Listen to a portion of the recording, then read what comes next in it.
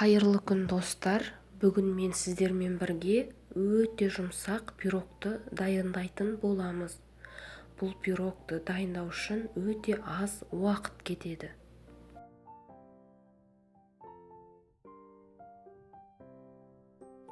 Ол үшін қажетті заттар: 2 жұмыртқа, ұн, қант, сүт және сары май.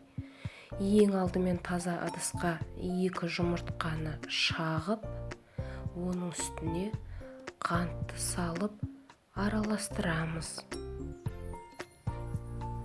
Үстіне сары май салып араластырамыз.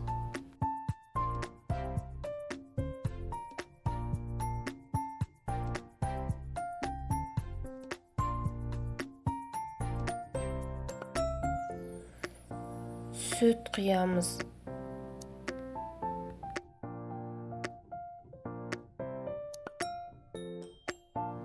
Осы массаның үстіне 1 қасық қопсытқыш салып, алдын ала електен өткізілген ұнды жайлап салып, біркелкі болғанша араластырамыз. Осындай қоюлықтағы айран сияқты масса шығады. Бұл массаны формаға құямыз.